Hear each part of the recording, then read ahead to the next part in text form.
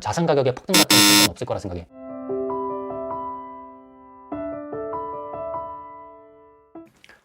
안녕.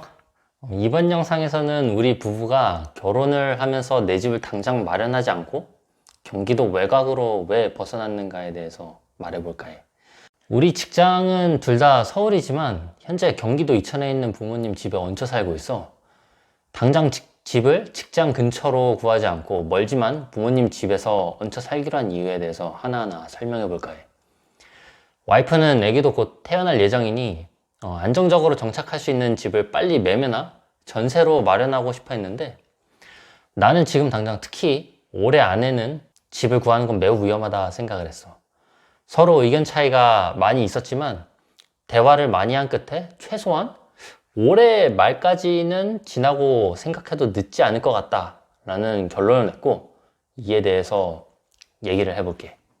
내가 생각하는 경제는, 부동산을 포함한 경제는 마치 어부가 다음날 이제 어업을 나가기 전에 풍랑과 파고 등의 기상 정보를 확인하고 다음날 어업을 나가듯이 부동산, 주식, 채권, 코인 등의 그런 금융상품 등을 구입하기 전에는 마찬가지로 현재 경기 상태가 이것들을 사기에 적기인가 아닌가 정도의 그런 기상 체크가 필요하다고 나는 생각을 해. 부동산은 경제 생활의 일부고 경제는 복잡한 생태계와 같다라고 생각하는 나로서 작년부터 지금까지 진행되어 온 경기 상황들을 바탕으로 해서 현재 우려가 되는 이벤트들이 지나갈 때까지 내 집 마련을 우리는 미루기로 결정을 한 거야. 현 시점에 눈에 보이는 서울 경기 지역 청약 완판이나 집값의 반등과는 관계없이 왜 지금 부동산이 위험하다 판단하는지에 대한 세 가지 근거를 설명을 할게. 첫 번째, 장단기 금리 역전에 의해 쪼여지는 돈줄. 먼저 장단기 금리에 대한 설명을 하려면은 은행이 어떤 구조로 돈을 버는지에 대해서 알아야 해. 예를 들면 나 같은 사람으로부터 3% 이자율에 2년짜리 예금으로 돈을 빌려가서 은행이 이거를 5% 이자율에 10년짜리 부동산과 같은 장기 대출로 돈을 빌려줘서 한 2%의 마진을 남겨먹는 구조야. 즉 단기로 돈을 싸게 빌려서 이걸 장기로 돈을 비싸게 빌려줘서 장단기 금리 차이로 돈을 버는 구조인 셈이지. 근데 미국에서 22년 3월부터 엊그제 23년 5월까지 제로금리에서 5%까지 단기적으로 금리를 확 올려버리는 바람에 작년 7월부터 단기금리가 장기금리를 이렇게 역전하는 장단기 금리 역전 현상이 발생하게 됐어. 은행에서는 거의 공짜로 예금을 빌려와서 비싼 이자율의 장기 대출을 해줬는데 순식간에 예금 이자가 장기 대출 이자를 넘어서면서 역마진이 발생하게 된 거야. 즉 미국 국채를 보면은 2년물이 3.87%, 10년물은 3.4%로 해서 한 0.47% 정도 역전이 된 상황인 거야. 이 상황이 오면 은행은 대출 해주는 것 자체가 손해이기 때문에 신규 대출, 재대출, 대출 연장 기준을 강화하거나 축소를 해서 시중에 돈이 덜 돌게 되는 통화 감소로 이어지게 되지. 이 상황에서 대출을 받아낸다 하더라도 더 높은 금융 비용을 지불해야 하기 때문에 소비력을 또 깎아먹게 돼. 대출 창구가 막히게 되면서 돈이 필요한 기업의 경우 투자 감소로 이어지고 개인의 경우에는 소비가 줄어들게 되지. 보통 사람들이 인플레이션이 돈의 가치를 하락시킨다고 말하지. 그렇지만 시중의 통화량 자체가 이렇게 줄어들게 되면 돈을 구하기 힘든 상황이 되고 돈이 귀해지게 되겠지. 현 상황은 돈을 구하지 못한 개인들의 신용카드 연체율이랑 신용카드 연체 금액 자체가 가파르게 상승하고 있는 추세야.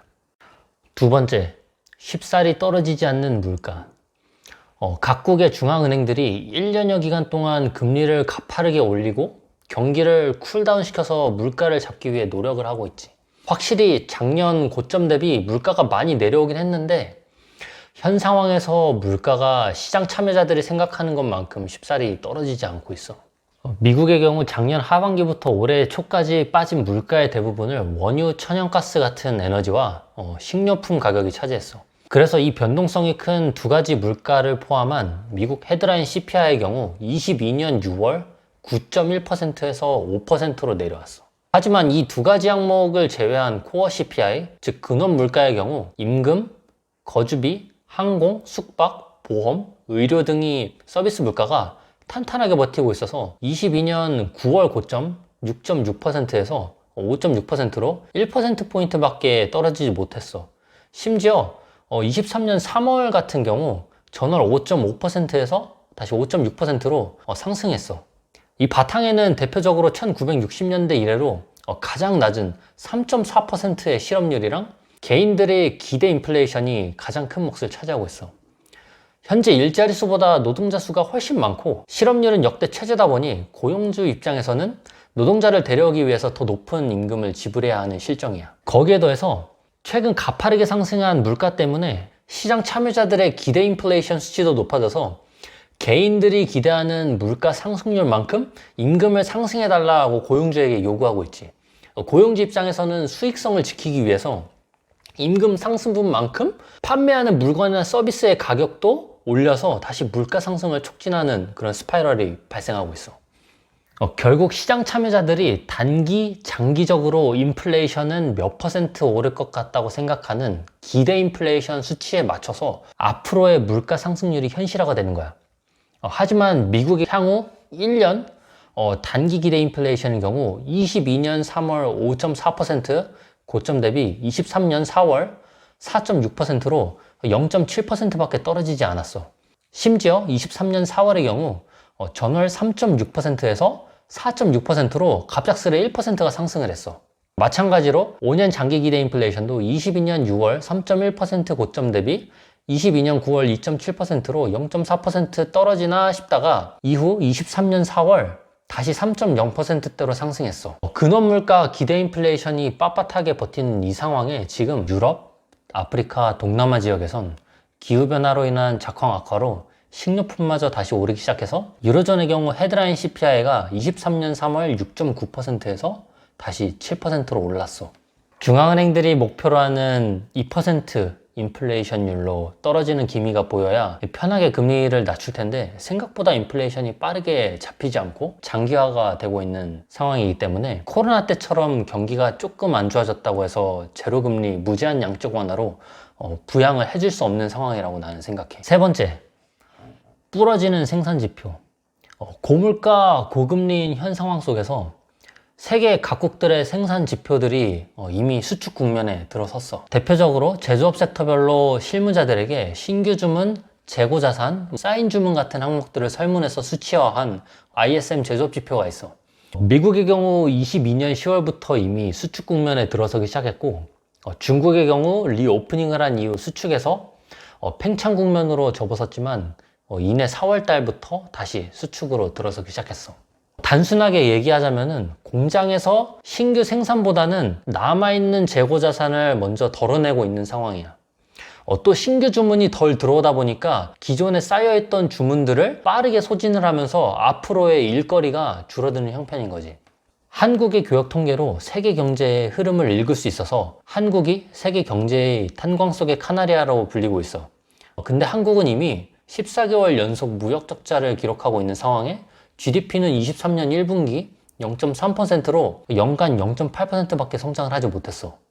미국의 경우 23년 1분기 GDP 성장률을 2%로 전망을 했는데 1%밖에 나오지 못했고 이 1%마저도 미 정부에서 돈을 풀어줘서 소비가 반짝 살아나는 바람에 버틴 거지. 주거 투자 부문은 마이너스 4.2%, 그리고 비주거 부문 설비 투자는 4%에서 0.7%로 급속도로 떨어졌어. 마무리를 하자면은 물가를 잡기 위해서 작년부터 5%대로 확 당겨서 단기 금리가 장기 금리보다 높아졌지.